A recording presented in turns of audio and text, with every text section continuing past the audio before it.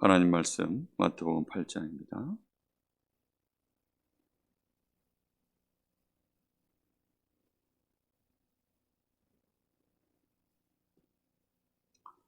마태복음 8장 18절부터 22절까지 한 절씩 교독하겠습니다. 예수께서 무리가 자기를 에워싸는 것을 보시고 건너편으로 가기를 명하시니라.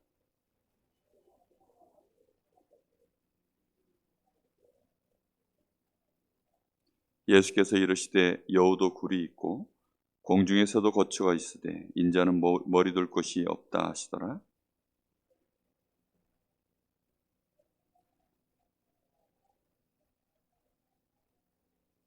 예수께서 이르시되 같이 봅니다. 죽은 자들이 그들의 죽은 자들을 장사하게 하고 너는 나를 따르라 하시니라. 아멘. 예수님을 따라가려면 말씀을 마음에 두고 많이 묵상해 봐야 됩니다. 우리가 예수님을 따라가려고 하면 어떻게 하면 예수님 따라갈까요? 사실 그것은 하나님의 은혜가 우리에게 먼저 임해야 가능한 일입니다. 예수님께서 제자들을 보시고 제일 먼저 그래서 주신 말씀이 심령이 가난한 자가 복이 있다. 그가 천국을 얻을 것이다. 이렇게 말씀합니다. 우리가 최종적으로 가야 될 곳이 어디죠? 바로 하나님의 나라, 천국입니다. 이제 그것이 시작이죠. 천성을 향하여 우리가 걸어가는 것이 우리의 심령이 가난해지면서 시작되는 것입니다. 어떠한 경우에도 우리의 심령이 가난하면 하나님을 찾을 수밖에 없습니다. 아무리 뻣뻣한 사람, 대단한 사람도, 실력 있는 사람도 사실상 그 심령이 가난해지면 하나님을 안 바라볼 수가 없어요. 심령이 가난해졌다는 말 속에는 너무나 많은 의미가 담겨져 있습니다. 그 의미가 무엇이 됐든지 간에 각 개인에게 그 심령이 가난해져 있으면 누구를 찾을 수밖에 없냐면 그리스도를 찾을 수밖에 없습니다. 정확하게 말하면 그리스도가 필요해지는 것입니다.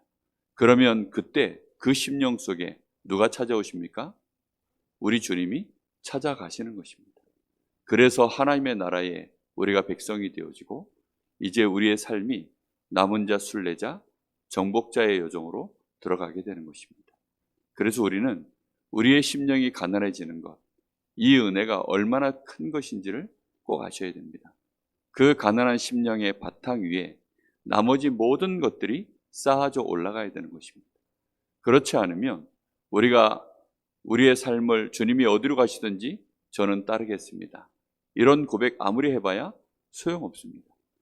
베드로가 정말 예수님을 그 마음으로는 내 평생 정말 내 주님을 섬기고 내가 주님을 따르고 심지어 주님이 위기에 처하면 내가 그때는 오히려 주님을 보호하고 주님과 함께 내가 목숨을 내줄지라도 내가 주님을 따라갈 것이다. 이렇게 마음에 굳은 결단을 해도 사실은 우리 주님을 배신하고 저주하고 도망갈 수밖에 없었던 것이 그게 베드로의 여정이었습니다. 그럼에도 불구하고 누가 찾아옵니까? 주님께서 원하시는 자들을 부르시고 이렇게 되어 있습니다. 마가복음 3장 13절에 보면 주님께서 원하시는 자들을 부르셨다라고 되어 있습니다. 하나님께서 아브라함을 부르신 것입니다. 하나님이 아브라함을 불렀어요. 아브라함이 하나님의 음성 듣고도 반응하지 못할 때 그를 끝까지 하나님이 부르셨습니다. 내가 너를 지명하여 불렀나니? 라고 말씀합니다. 이 바울 사도도 이렇게 고백하죠. 로마서 8장 30절에 분명히 우리 주님께서 나를 미리 아시고 미리 아신 자들을 부르시고 부르신 자들을 의롭다 하시고 의롭다 하신 그들을 영화롭게 하셨느니라. 분명히 그렇게 되어져 있습니다. 우리가 그 은혜로 인하여 믿음으로 말미암아 구원을 얻었다라고 되어 있습니다. 믿음을 가졌기 때문이 아니라 그 은혜로 인하여 하나님의 은혜로 말미암아 우리가 믿음을 갖게 되어졌고 그래서 우리가 구원을 받았다 이렇게 되어져 있습니다.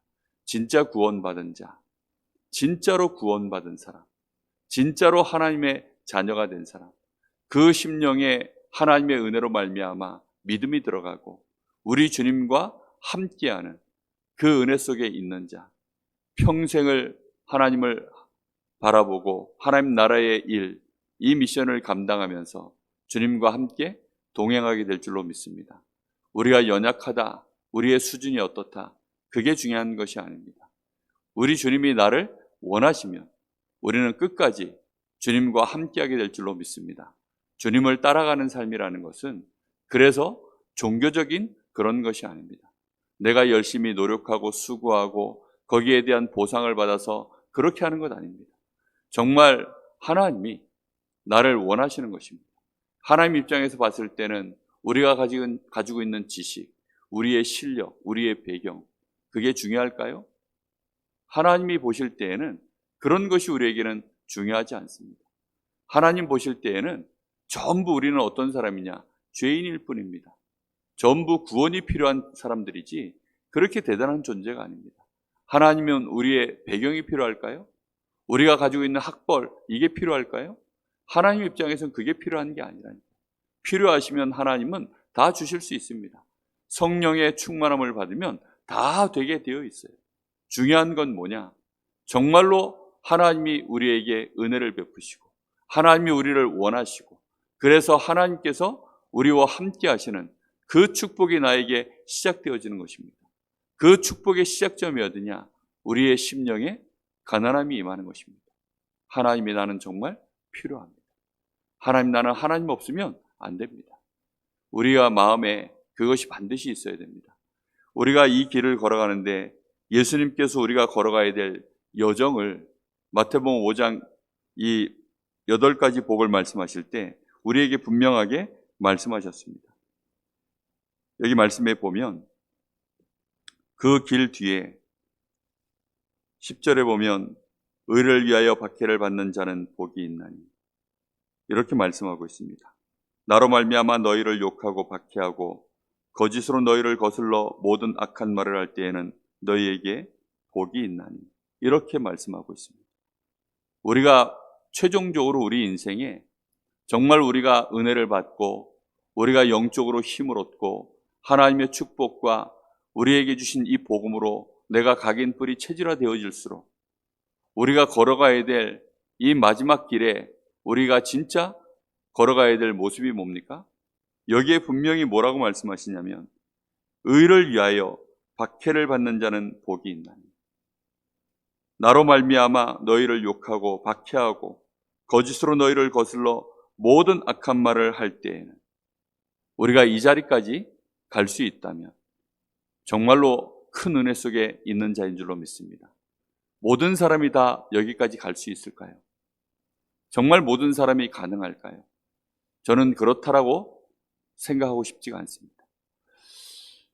역사를 봐도 그렇고 성경을 봐도 그렇고 구원받았다고 해서 다 이 자리까지 가는 것은 아닙니다. 예수님께서 분명히 많은 제자들과 함께 하시고 또 실제 예수님을 쫓아갔었던 수많은 무리들이 있습니다. 그런데 마가의 다락방에 그 자리에 있었던 제자들은 120명이라고 되어져 있습니다. 물론 다른 제자들도 있었겠죠. 그런데 그 마가 다락방에서 이제 그렇게 하나님의 은혜를 받고 또 그러다가 중간에 안디옥 교회로 갱신되어지는 모습이 나옵니다. 정말 우리가 가지고 있는 각인 뿌리 체질, 이 하나님의 은혜 속에서 내가 구원을 받고 우리가 하나님 나라의 배경 속에 있는데 정말로 이제 성령 충만도 받고 다 했는데 안타깝게도 마가의 다락방에서 저 안디옥 교회까지 그 안디옥에서 로마까지 그렇게 그 응답 속으로 들어가는 인물들이 생각보다 많이 걸러지는 것을 보게 됩니다. 우리가 끝까지 우리 주님과 함께 하겠다라고 할 때에는 정말 우리 마음속에 내가 예수 믿는 것이 너무나 큰 축복이죠. 얼마만큼 축복이냐? 더 이상 받을 것이 없을 만큼. 그래서 하나님 보실 때에는 우리가 이 땅에 사는 동안에 처음부터 심령이 가난한 자 복이 있다. 그 은혜 속에서 마지막 축복과 지금 첫 축복이 어떻죠? 사실은 똑같습니다. 첫 축복에도 심령이 가난한 자 복이 있다. 그 사람에게 뭐가 있다고요? 천국이 그들의 것이며 글자 하나 안 틀립니다. 10절에 보면 의를 위하여 박해를 받는 자는 복이 있나니 천국이 그들의 것입니다. 받은 복이 똑같아요. 그런데 완전한 축복을 이미 다 주셨는데 이제 우리가 정말로 주님을 끝까지 따라가는 것은 우리가 하나님 나라를 위하여 우리가 먼저 구하는 정도가 아니라 우리가 의식주 문제를 넘어서서 하나님의 나라를 먼저 구할 수 있는 사람, 하나님의 나라를 구하는 사람 많이 있습니다. 하나님 나라의 의와 그 의를 위하여 살아가는 사람들이 있습니다. 그런데 그 우선순위가 하나님의 나라가 항상 먼저인 거예요. 그 일이 먼저인 것입니다. 사람들은 때로 인간적인 정리를 많이 얘기합니다. 그래서 때로는 가족 얘기도 하고 때로는 막 성공 얘기도 하고, 그런데 지금 예수님께서 그걸 잘라 말씀하고 계십니다. 분명히 여기 뭐라고 오늘 말씀하십니까? 주님께서 어디로 가시는지 나는 따르겠습니다. 성공이 무엇인지 성공의 맛을 본 이 서기관이 얘기하고 있습니다. 보니까 성공을 위해서는 뭔가 더 큰 성공을 위해서는 플러스 알파가 필요한데 자기가 할 수 있는 모든 노력보다 거기서 더 뭔가 플러스 알파가 필요한데 그 사람이 필요했던 겁니다. 그게 바로 예수님이었죠. 그래서 예수님 따라가면 정말로 자기가 원하는 성공의 자리에 오를 수 있을 것이다 생각했을 것입니다. 그런데 예수님이 그 사람에게는 뭐라고 대답을 하십니까? 인자는 머리 둘 곳조차 없다. 너가 나를 따라와 봐야 네가 원하는 성공의 자리에 한 자리도 나는 거기에 가 있지 않을 것이다. 그래도 네가 따라올 수 있겠냐? 이렇게 말씀하고 있습니다. 사람들은 뭔가 예수님 쫓아가면 성공이 있을 것이다. 그렇지 않습니다. 심지어는 예수님이 제자 보고는 이렇게 얘기합니다. 너는 죽은 자들에게 죽은 자의 일을 맡기고 너는 따라오라는 것입니다. 여러분, 베드로가 예수님께 부름받았을 때 그가 그물 깃든 것을 버려두고 예수님의 부름받은 제자들, 이 12제자들 보면 다 자기 일을 하고 있는데 그 일을 하다 말고 다 버려두고 예수님을 쫓아가는 것을 볼 수 있습니다. 세상적으로 봤을 때는 말이 안 되죠. 완전히 예수께 미친 거죠. 그냥 모든 걸 내버려 두고 예수님을 쫓아간 것입니다. 우리가 정말로 그리스도의 제자, 사도의 이 축복을 누리려고 하면 그 정도 되어지는 사람들이 그런 은혜를 누린 것입니다. 목회자가 정말로 하나님 앞에서 가장 우선순위가 무엇이어야 될까요? 중직자가 하나님 앞에서 가장 우선순위가 무엇이어야 될까요? 그것은 바로 하나님 나라의 일인 줄로 믿습니다. 우리가 은혜 받는 것이 먼저죠. 힘 얻는 것이 먼저입니다. 그 힘 얻고 은혜 받는 것이 왜 먼저입니까? 그래야만 하나님 나라의 일을 감당할 수 있으니까요. 우리가 하나님 앞에서 이런 것들을 넘어서지 못하면 따라올 수가 없는 것입니다. 예수님께서 지금 우리 인생의 가장 결정적인 거 하나를 제자가 질문했을 때 이렇게 말씀하고 있는 것입니다. 아버지의 장례식 아닙니까? 아버지가 지금 돌아가셨다는 거예요. 제자가 지금 예수님을 쫓아가는데 아버지가 돌아가셨다는 얘기를 들은 겁니다. 그래서 아버지께 장사하고 오기를 허락해 주십시오. 이렇게 얘기를 하니까 지금 이 제자 보고 예수님이 뭐라고 얘기합니까? 그냥 너는 나를 따라오너라. 그냥 지금 바로 따라오너라. 이렇게 말씀하지 않고 분명히 여기 예수님이 뭐라고 말씀을 합니까? 죽은 자들이 그들의 죽은 자들을 장사하게 하고, 이 말을 이해하지 못하면 절대로 따라오지 못합니다. 지금 이 제자가 볼 때, 그의 인생 속에 모든 사람이 볼 때 가장 지금 중요한 일이 뭐죠? 그 중요한 일들 중에 선택지가 없는, 그래서 누가 장례가 일어나면 아무리 문제가 안 된다 해도 군대에서조차도 그냥 휴가 나갈 수 있습니다. 어떤 직장이라도 아버지가 돌아가셨다 그러면 이유 없습니다. 심지어 저 먼 타국에 중요한 일을 하고 있다 할지라도 그 일을 멈춰두고 그렇게 대부분은 국내로 돌아와서 그렇게 장사를 치릅니다. 왜입니까? 그게 인륜지 대사니까요. 내 인생을 살아가는 데 있어서 너무너무 큰일 아닙니까?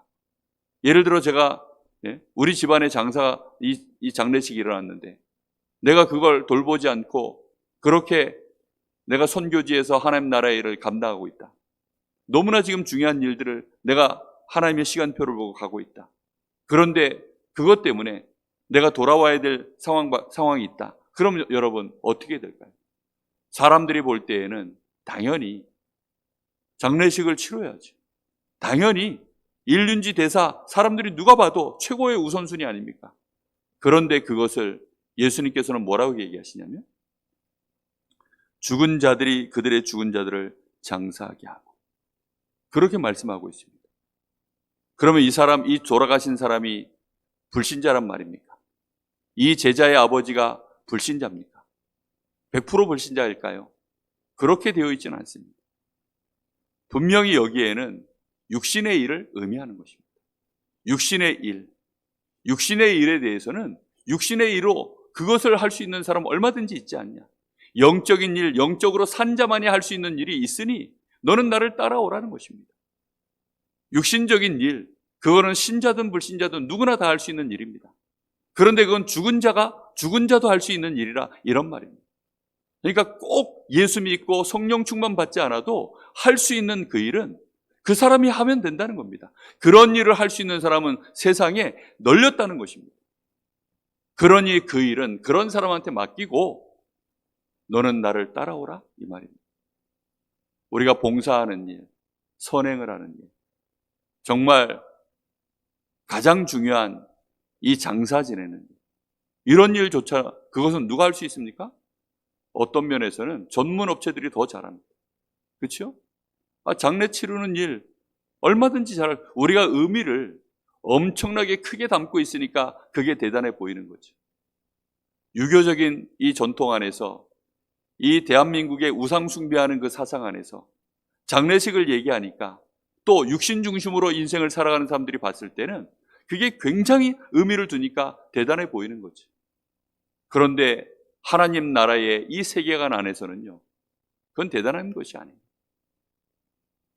정말로 그래서 예수님이 너는 하나님 나라의 일을 위하여 너가 지금 나와 함께 하면서 그 은혜를 누리고 그리고 네가 반드시 나와 함께 해야 될 기한이 있으니까 너는 나와 함께 집중적으로 함께 합숙하면서 그러면서 네가 네 인생 속에 진짜 해야 될 일이 있으니까 그걸 위하여 지금은 나를 따라오라 이렇게 말씀하고 있는 것입니다.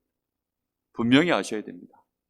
전쟁터에 나가 있는 군인이 지금 나라가 일촉즉발의 이 위기 속에 있는데 지금 이 풍전등화와 같은 상황 속에 놓여 있는데 아버지의 장례식이 뒤에 있다. 그래가지고 그것 때문에 돌아온다. 휴전 중에 있으면 가능한 얘기입니다. 그러나 전쟁터에서 지금 막 목숨이 왔다 갔다 하는 그 전쟁 속에서는요. 그런 걸로 휴가 가고 제가 알기로는 그렇지 않습니다. 본인이 당장 죽을지도 모르는 상황입니다.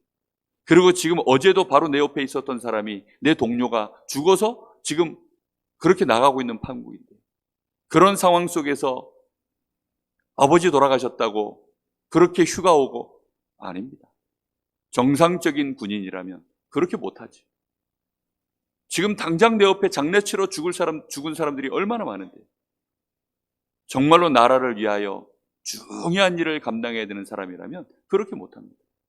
국가의 원수가 국가의 중요한 일들을 수행하다가 그러다가 아버지 부모님 장사가 일어났어요.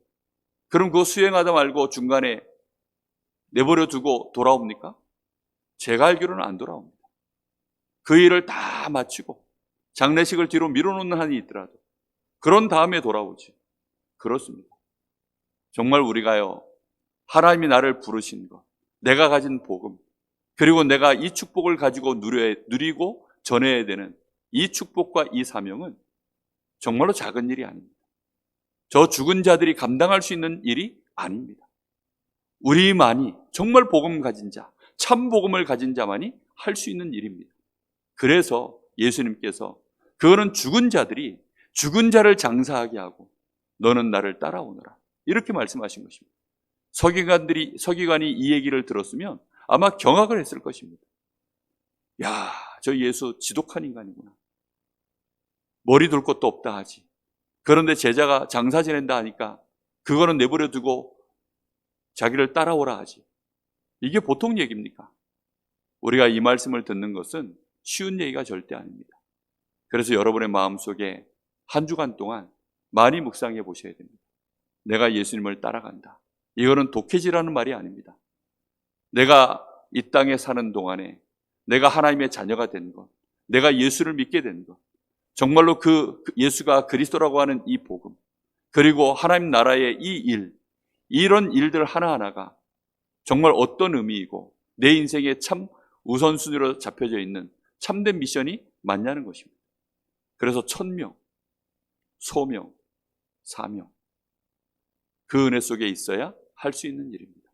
하나님 나라의 일, 그게 천명입니다. 그걸 위하여 하나님이 나를 부르신 것, 그게 소명입니다. 내가 그걸 알고 거기에 반응할 때 그게 사명입니다.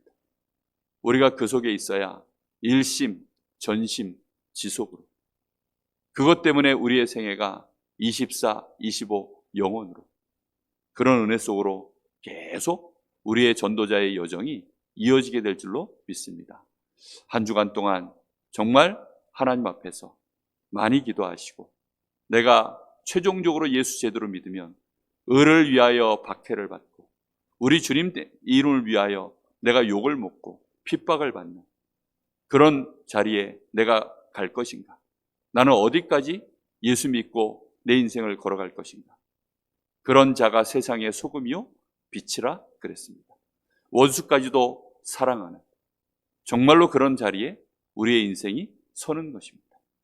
그런 축복을 누릴 수 있을 만큼, 또 그런 은혜가 여러분의 가정 가문에 후대들을 통하여 일어날 수 있을 만큼 그런 복이 임하시기를 예수님의 이름으로 축복합니다. 기도하겠습니다. 하나님께 감사를 드립니다. 오늘도 하나님께서 우리에게 우리 주님을 따라갈 수 있는 분명한 말씀에 우리에게 기준을 말씀하시고, 그 말씀에 응답을 받을 수 있도록 우리에게 모든 은혜를 예비하시고, 우리에게 정말로 우리의 중심을 담아 기도할 때에는 틀림없이 그 축복의 자리에 설 수 있도록 하나님이 우리를 축복하신 것 감사를 드립니다. 우리가 우리의 입술로, 우리의 심령 속에서 정말로 우리 주님이 어디로 가시든지 끝까지 함께 하겠습니다. 베드로가 자기가 하는 고백이 미처 무엇인지 알지도 못한 채 그래도 주님을 사랑하고 주님을 정말로 그 가슴 속에 주님으로 모셨기에 우리 주님께서 그와 함께 하시고 그와 끝까지 동행하신 줄 믿습니다. 오늘 주님께서 우리의 주인 되기를 원하고, 우리 주님이 원하시는 하나님 나라의 일, 그것이 우리 인생의 소명, 사명이 되길 원하여 그 속에 우리의 생애가 한 걸음 한 걸음 인도받기를 소원합니다. 오늘 새벽제단을 쌓는 우리 사랑하는 귀한 성도들에게 성령의 충만함을 부어 주시옵소서. 우리 모든 중직자들에게 이 은혜가 먼저 임하게 하시고, 이 중직의 일을 감당하는 일에 정말로 박해를 받을 그 심령의 은혜가 임할 수 있도록 주께서 역사하여 주시기를 원합니다. 우리 렘넌트들이 미래 살릴 플랫폼으로, 파수꾼으로 정말로 하나님이 원하시는 안테나의 축복 감당할 수 있는 그런 은혜가 임할 수 있도록 역사하여 주시옵소서. 살아계신 예수님의 이름으로 기도하옵나이다. 아멘.